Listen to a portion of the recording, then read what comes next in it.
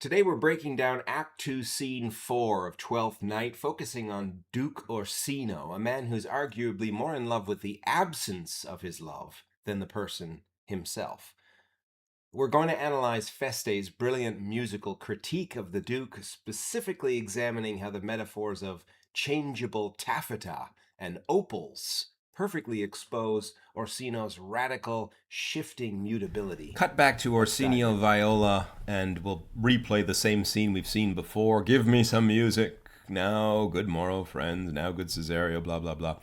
Not much new is revealed here, at least at the beginning, except that he continues to keep himself exalted and like apart from the actions. We mentioned, and we've been discussing a little bit about Orsino as he doesn't really he's a lover, but he doesn't participate in the world, right? He's too kind of detached from it. He nurses his wounds, his love wounds towards Olivia, but barely does a thing in the entire play until Act 5 when he's going to finally show up. Oops, sorry, don't want to spoil things. With respect, he's always sending people to do his dirty work for him. Woo this lady, I am desperate in love with her, so I have to spend all day at my court, It's like if you're in love with someone, go stand outside their house. I don't care if you're a duke. For such as I am, all true lovers are, unstaid and skittish in all motions else, save in the constant image of the creature that is beloved. There is beloved. That's exactly what Orsino doesn't do, right? So it's all about he's in some ways he's sort of in love with the absence of his love. I don't know. One doesn't want to take that critique too far because it probably overreaches what Shakespeare was trying to do, but there's definitely a quality of Orsino's issue. After all, Viola, as Cesario, is going to confront Orsino on his somewhat limited understanding of love. Shakespeare could have emphasized this more if he had wanted to. He doesn't, but there's definitely a sense in which Viola teaches Orsino what women want that he just doesn't really understand. Women don't want to be adored as objects up high on pedestals entirely. And I like this scene, and you can always think of it as sort of like the agon, the Greek notion of competitiveness, since the Greeks were competitive about just about everything, including theater. Theater was always part of a competition. Orsino, ends with his idea of what women are. Women are as roses whose fair flower being once displayed doth fall that very hour. Now, we're sort of trained as audience members to think when a rhyme comes, it's usually because a scene's ending. But Viola gets the last word in here and says, no, you're not ending the scene with that. And so they are, alas, that they are so, to die even when they to perfection grow. In some ways, this clever retort responds to Orsino's idea of,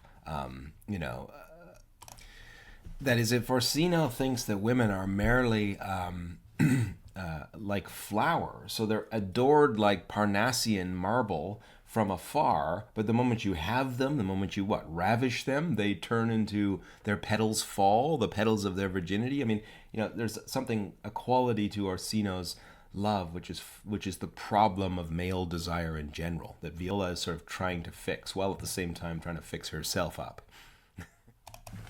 And if it wasn't clear from the way that Viola's slowly trying to chip away at Orsino's idea of love, Feste, we realize that he's a servant of two masters insofar as he's able to go over to the other side and cadge a little bit more money, as he always jokes, my Troilus needs a Cressida, or later on he'll even say, two, but have you heard those church bells? I really love it when they chime 3 times, meaning could I have 3 coins once he gets 2.